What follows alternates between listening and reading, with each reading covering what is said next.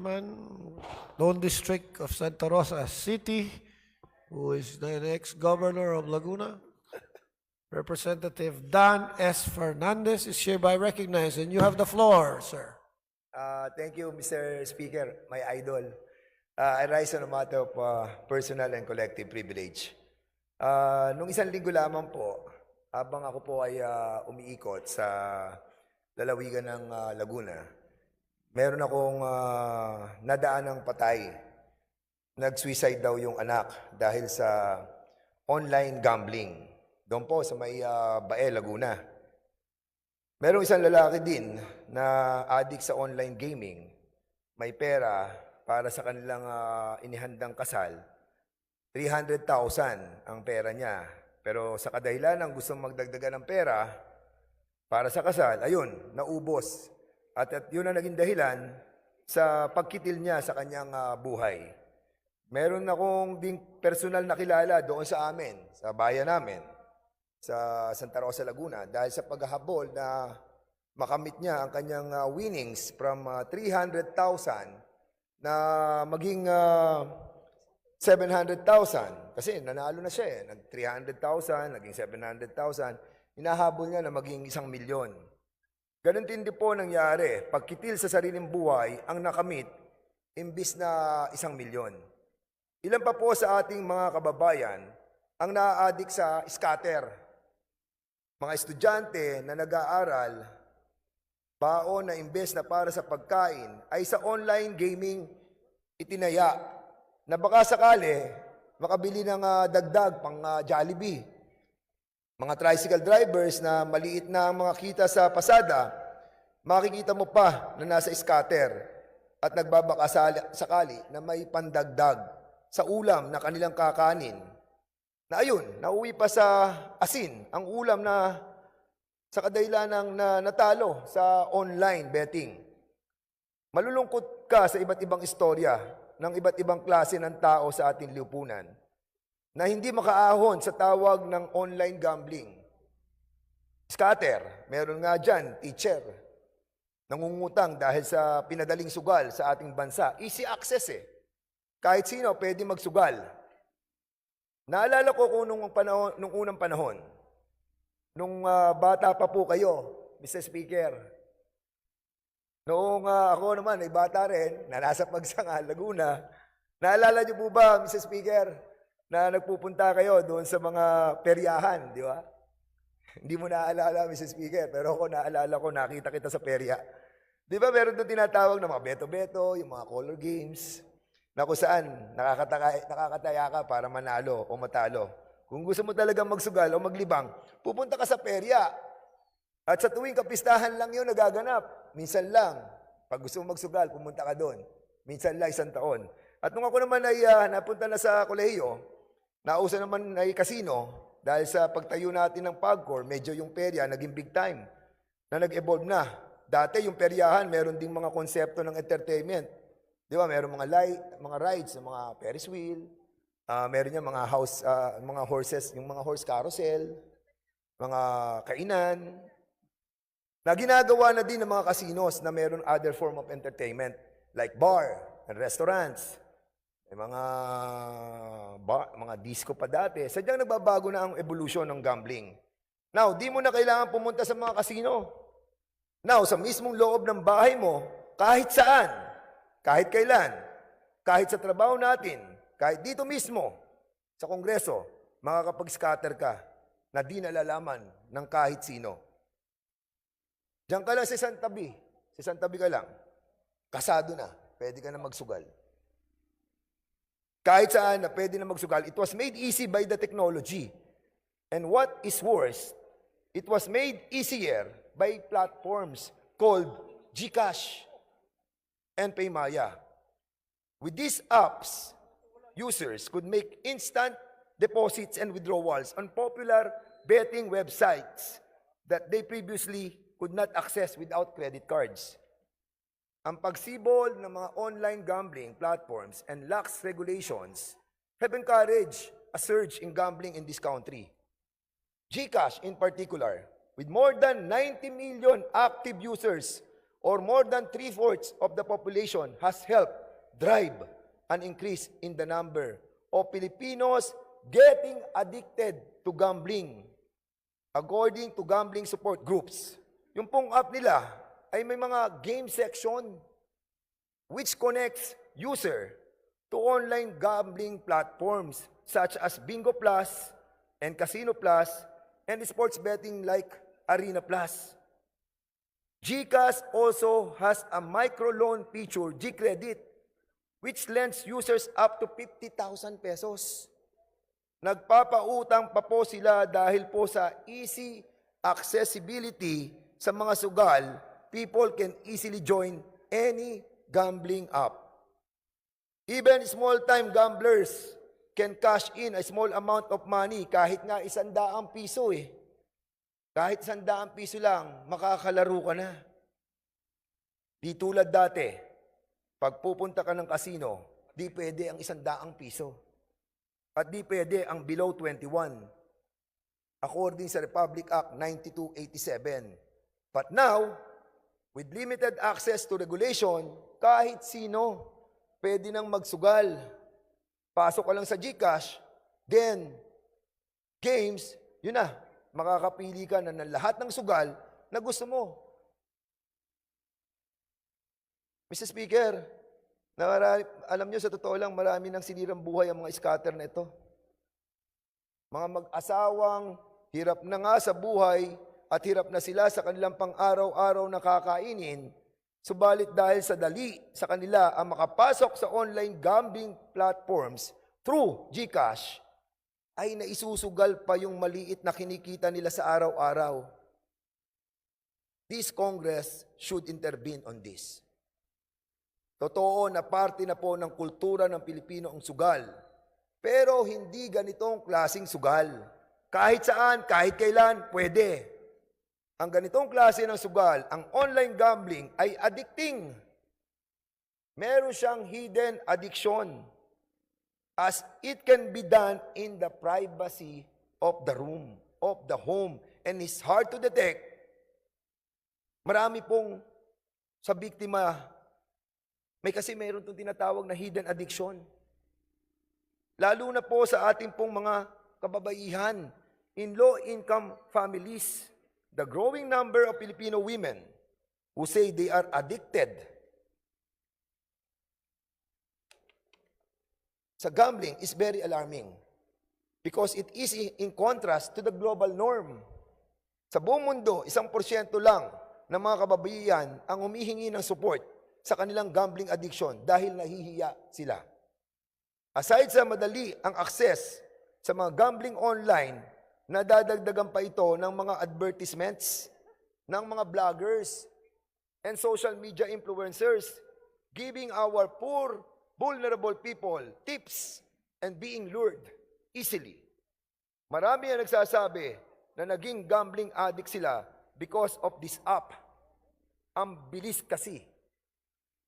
This Congress need to find out the moral issues surrounding payment platforms being used for an easy access to numerous gambling sites that lead to the destruction of the morality of this nation, creating destruction of family values and relationships, causing gambling addiction not only to vulnerable ones but also to those working class.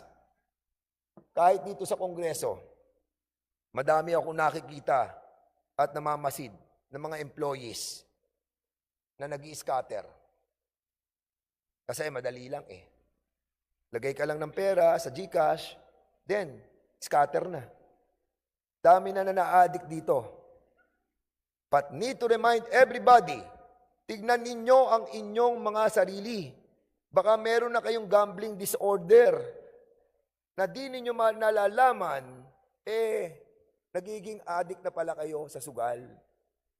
A recent qualitative study found that indebtedness and shame were factors that strongly link gambling disorders and suicide. Baka di natin namamalayan, doon na pala tayo patungo. Adding to the problem is the fact that only 8% of the gamblers ask for help And this usually happens only in the face of severe psychological distress and depression. This goes to show that there is a huge population of gamblers facing varying degrees of gambling-related problems who are neither seeking nor receiving the help they need. Gambling addiction is becoming a worldwide public health problem with the development of electronic forms of gambling and growing liberalization of the gambling market. Legislators, healthcare professionals, and researchers need to come together and adopt a multifaceted public health approach to reduce gambling-related harm. Mr. Speaker, I hope that it is not too late to correct this problem. And I hope that this GCash app, hindi ko po kilala ang may-ari nito, pero sana maimbitahan natin dito sa Kongreso. I hope that they are not in violation of Republic Act 8792 or Electronic Commerce Act, particularly Section 2, which recognizes the vital role of information and communications technology in nation building. I hope that in building this nation, the paramount consideration of all the laws that are being created by this Congress lead to maintaining the high moral values of all Filipinos. Sa inyong lahat, maraming salamat po, Mr. Speaker. Young Guns representative who is always hardworking, the 1st District of Lanao del Sur, my good friend Representative Zia Alonto Adyong, you have the floor. Thank you, Mr. Speaker. Thank you, Majority Leader. I seek refuge in God Almighty from the evils of this earth. In the name of God, the most gracious, the most merciful. All praise is due to Allah Almighty, the sovereign creator of the universe, the God of no equal. Peace and blessings be upon the last messenger of God, the seal of the prophets, Prophet Muhammad sallallahu alaihi wasallam. وَيَأْمُرُونَ بِالْمَعْرُوفِ وَيَنْهَوْنَ عَنِ الْمُنْكَرِ وَتُؤْمِنُونَ بِاللَّهِ. Join what is good, forbid what is wrong. Mr. Speaker, it is on the premise of this Quranic verse that I address this honorable body today, a subject that gives me not even an iota of pleasure. Rather, it grieves the heart of a former member of the Bangsamoro Parliament, such as myself. Mr. Speaker, I rise today on a matter of collective and personal privilege to address a grave and urgent matter that threatens the core principles of good governance, accountability, and the sacred trust placed in us by the people of the Bangsamoro Autonomous Region in Muslim Mindanao. Kamakailan lumabas ang mga ulat hinggil sa umano'y maling paggamit ng pondo mula sa opisina ng Chief Minister ng Bangsamoro Autonomous Region in Muslim Mindanao. Nagising ang mga barangay officials na mahigit 400 na barangay sa Lanao del Sur, sa aking lalawigan, na puno ang kanilang mga barangay land bank account. Ito'y nagkakahalaga ng 500,000 hanggang 2.5 million pesos. Maya't maya ay dumating ang mga tauhan umano ng Chief Minister ng BARM at inutusan at pinilit di umano sila, ang mga barangay official, na withdraw ang malaking parte ng pondong ito at mag-iwan ng 200,000 pesos lamang. Ito'y para daw sa special operations, Mr. Speaker. Hindi na ipinaliwanag anong special operations ito. Kung totoo man, ang mga ulat na ito ay lubos na nakakabahala ito at nailalagay sa alanganin ang tiwala ng publiko sa pamamahala sa Bangsamoro Autonomous Regional Government. Marami, Mr. Speaker, sa mga barangay officials na ito ay tumangging tanggapin ang pondo. Ani nila, walang klarong direktiba para sa paggamit nito at hindi malinaw ang proseso para sa mga pondo na ito. Bilang mga accountable officers, mayroon silang tungkulin na pangalagaan ang kaban ng bayan at ang bilang at ang biglang dumating na pondo ay hadlang sa katungkulan na iyon. Mr. Speaker, the Local Government Support Fund, or LGSF, is appropriated under the Bangsamoro Autonomic Act number 56, or the General Appropriations Act of the Bangsamoro, which allocates 6,356 million pesos for various initiatives aimed at improving the welfare of our communities. It is worth noting, Mr. Speaker, that the Bangsamoro Budget Circular number 10, series of 2024, released on May 24, 2024, provides specific guidelines for the release and utilization of the said LGSF. This circular emphasizes the requirement for a special budget request from local chief executives before any funds are disbursed. This aligns closely with the Department of Budget and Management Local Budget Circular number 155, series of 2024, which applies similar safeguards to ensure proper fund allocation. This portion of both circulars was clearly not followed according to civil society watchdogs.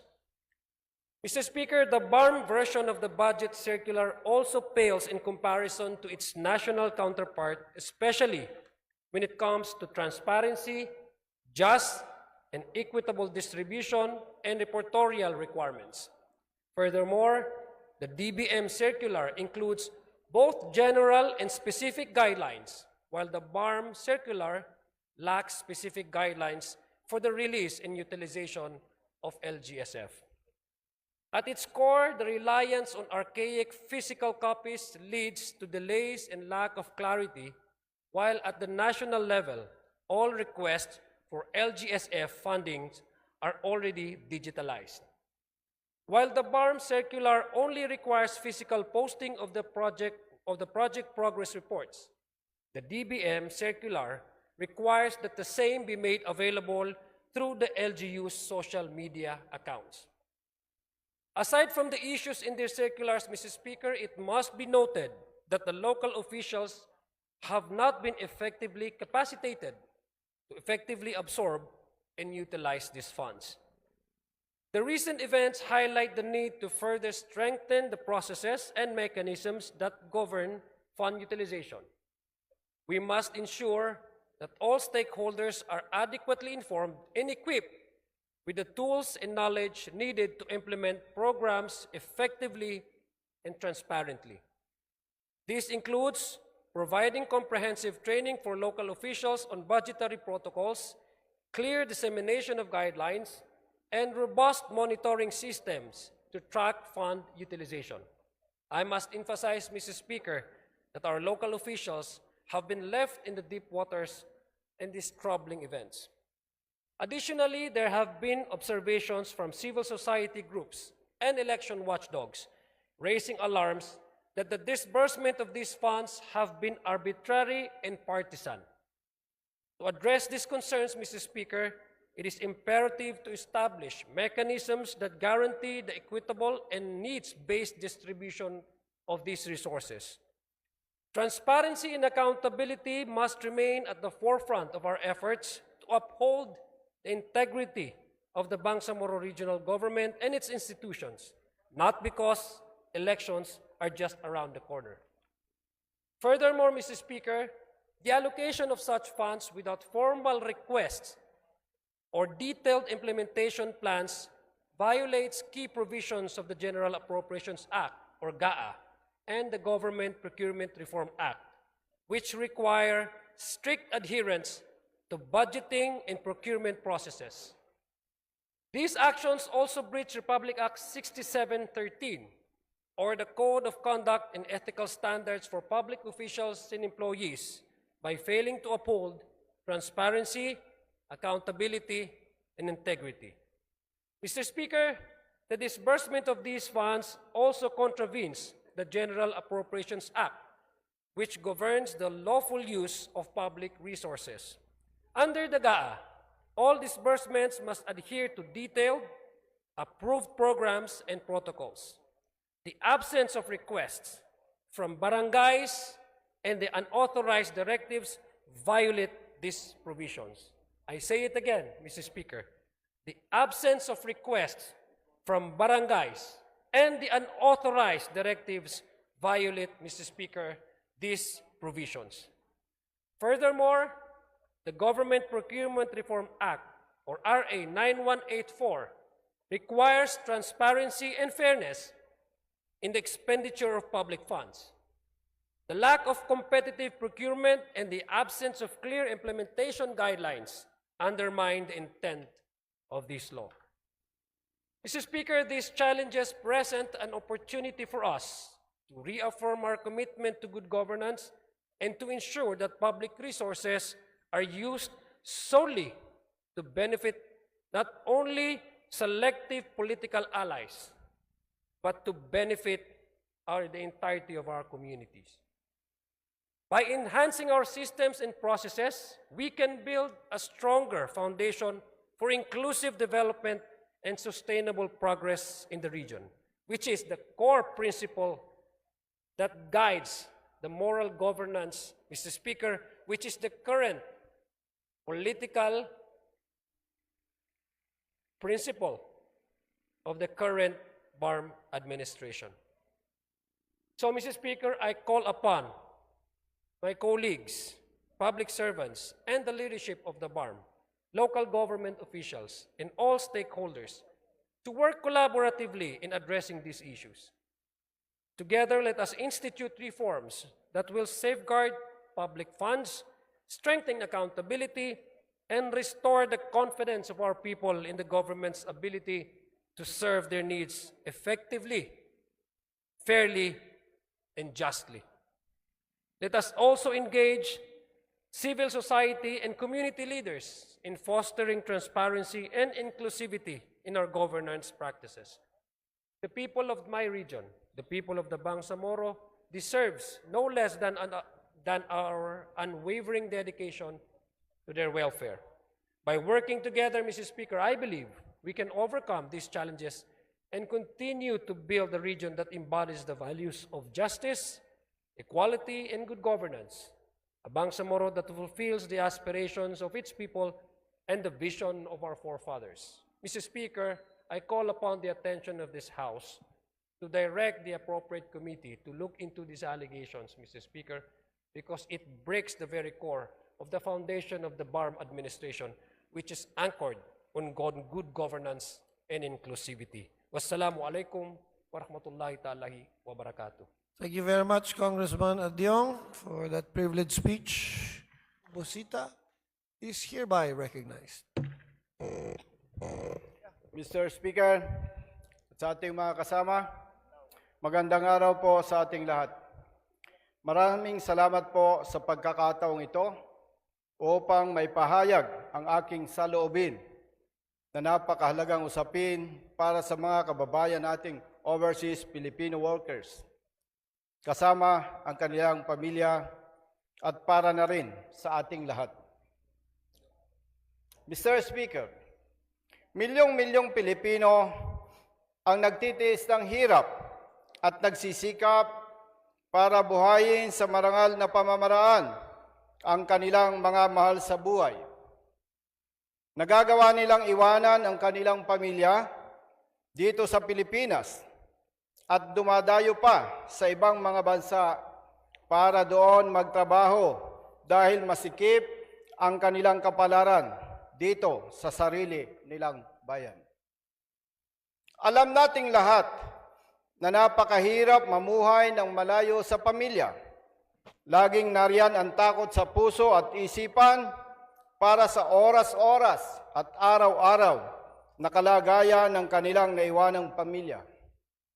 Bagamat malaki ang kanilang kinikita upang maipadala sa kanilang pamilya, hindi pa rin ito kayang pagtakpan ang hirap na dinadanas ng ating mga kababayang OFWs. Hindi nila mayakap at madaingan ang kanilang pamilya sa oras na may mabigat silang problema. Madalas, ang mga problema nilang hinaharap sa ibang bansa ay sinasarili na lamang nila upang hindi mag-alala ang kanilang pamilya. Masasabi ko po na ang mga kababayan natin na dito nagtatrabaho sa mahal nating bayan, bagamat hindi malaki ang kinikita, ay higit pa rin pong mapalad kaysa mga kababayan nating OFWs. Tayo pong naririto sa sarili nating bayan ay nabubuhay ng matiwasay na kasama ang ating pamilya. Sa kabila po ng mga pagtitiis at paghihirap na dinadanas ng milyon-milyon nating mga kababayang OFWs at ng kanilang pamilya, hindi po may tatanggi na nakikinabang ang ating bayan sa kanilang mga paghihirap at mga pagsisikap. Bilyon-bilyong US dollars ang umaagos at umiikot sa ating bansa taon-taon at malaki ang ambag nito sa pag-usad ng ating ekonomiya. Kaya nga po, madalas nating nadidinig na ang mga OFWs, ang mga buhay at mga makabagong bayaning Pilipino. Mr. Speaker, noong September 28, 2017, ang dating Pangulong Duterte po ay nilagdaan ang Executive Order number 44 na may layuning magkaroon ng Overseas Filipino Bank, OFB. Dahil dito, nagalak at nagkaroon ng malaking pag-asa ang milyon-milyon nating mga kababayang OFWs. Kasama na ang kanilang pamilya sa mga serbisyo na maaari nilang mapakinabangan bilang mga OFWs. Subalit ang kanilang mga kagalakan, Mr. Speaker, ay parang isang kwento na lamang sapagkat hindi nila nadama at naranasan ang serbisyo at mga benepisyo na idudulot ng nasabing Executive Order number 44. Ang nakakalungkot pa dito, Mr. Speaker, hindi na nga po natugunan ng Land Bank ang nakaatang sa kanilang mandato ng Executive Order number 44. May pagtatangkapang magkaroon ng merging ang Land Bank at ang Overseas Filipino Bank. Mr. Speaker, sa aking palagay, ang binabalak na merging ng Overseas Filipino Bank at ng Land Bank ay hindi nararapat na ipagpatuloy pa at hayaan na lamang na manatili na subsidiary ng Land Bank ang Overseas Filipino Bank habang hinahanda at inaayos pa ang hakbang upang magkaroon ng sariling charter ang OF Bank. Ang merging po ng Overseas Filipino Bank at ng Land Bank ay walang legal na basihan at hindi po ito ang layunin ng Executive Order number 44.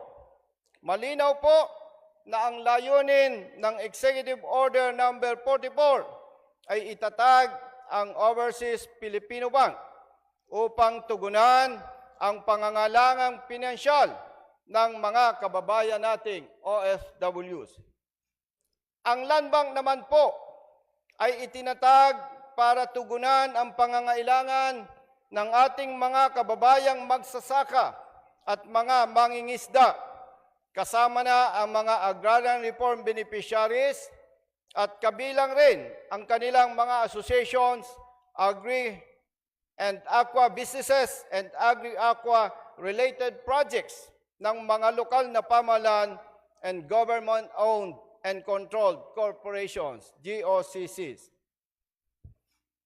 Mr. Speaker, bilang pagkilala sa mga sakripisyo ng ating mga kababayang overseas Filipino workers at bilang pagpapakita ng tunay na pagpapahalaga at pagmamahal sa kanila, huwag nating pahintulutang maisakatuparan ang planong pagsasanib ng Land Bank at Overseas Filipino Bank.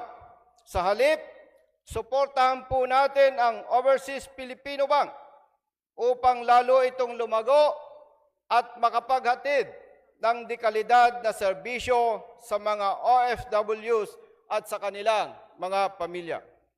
Huwag nating kalimutan, Mr. Speaker, na ang mga overseas Filipino workers ay patuloy na itinuturing na mga modernong bayani dahil sa kanilang mahalagang kontribusyon sa ekonomiya ng ating bansa. Noong 2023, tinatayang nasa 100 million US dollar araw-araw ang kanilang remittance na ipinadadala sa Pilipinas na may kaubuang 37 billion US dollar o tinatayang 1.8 trillion pesos. Ang napakalaking halagang ito po, Mr. Speaker, ay naipapadala ng mga OFWs sa pamamagitan ng iba't ibang paraan tulad ng mga remittance centers, online platforms, at bangko. Bukod dito, Mr. Speaker, malaking bahagi ng mga perang ito ang itinatabi bilang deposito sa iba't ibang mga bangko na tumutulong hindi lamang sa pagpapabuti ng kanilang personal na kalagayang pinansyal, kundi pati na rin sa pagpapalakas ng sektor ng bangko at ekonomiya ng ating bansa. Mr. Speaker, ang kontribusyong ito ay nag-aambag ng humigit kumulang 10% ng kabuuang Gross Domestic Product, GDP, ng Pilipinas na nagpapakita ng napakalaking papel na ginagampanan ng mga OFWs na nagpapatatag ng ating foreign exchange reserves at pagpapasigla ng lokal na ekonomiya. Kaya naman, Mr. Speaker, mahalaga na patuloy nating suportahan at pahalagahan ang kanilang mga sakripisyo sa pamamagitan ng pagpapahusay ng mga serbisyo sa bangko tulad ng Overseas Filipino Bank, OFB, na nakatuon sa pagtugon sa kanilang pangangailangan at pagpatataguyod ng kanilang kagalingan. Mr. Speaker, huwag po nating sayangin ang nasimulan ng oportunidad para sa mga kababayan nating OFWs. Tulungan po natin sila na lalo pa nilang mapakinabangan ang pera na kanilang pinaghirapan. Hindi naman po lingid sa ating lahat na ang ating pamahalaan ay makikinabang din sa bilyon-bilyong US dollars na pumapasok galing sa iba't ibang bansa kung saan may kababayan tayong OFWs. Iangat po natin ang buhay at kinabukasan ng mga pamilya ng OFWs upang habang buhay nilang matamasa ang bunga ng kanilang mga sakripisyo at pagsisikap. Mr. Speaker, sa pamamagitan po ng Overseas Filipino Bank, mapapanatiling buhay sa puso at isipan ng ating lahi ang kabayanihan ng ating mga kababayang OFWs. Mr. Speaker, sa ngalan po ng mga kababayan nating OFWs, kasama ng kanilang minamahal na pamilya, hinihiling po ng representasyong ito na imbestigahan ang performance ng Land Bank kaugnay sa Executive Order Number 44 at ang kasalukuyang kalagayan ng Overseas Filipino Bank at masusi po nating suriin kung kinakailangan ba talagang isakatuparan ang balak na merger o pagsasanib ng Land Bank at ng Overseas Filipino Bank. Mr. Speaker, sa ating mga kasama, sama-sama po nating pahalagahan at kilalanin ang sakripisyo at kabayanihan ng mga kababayan nating OFWs. Hindi lamang ito para sa kanila, para din ito sa kanilang pamilya at para sa ating bayan. Mr. Speaker, ayon sa James chapter 4 verse 17, whoever knows the right thing to do and fails to do it, for him it is sin. Kaya nga po, kung hindi natin gagawin ang tama at mabuti para sa mga kababayan nating OFWs at sa kanilang pamilya, ganun din para sa ating ekonomiya ng ating bansa, tayo po ay nagkakasala. Maraming salamat po sa inyong lahat.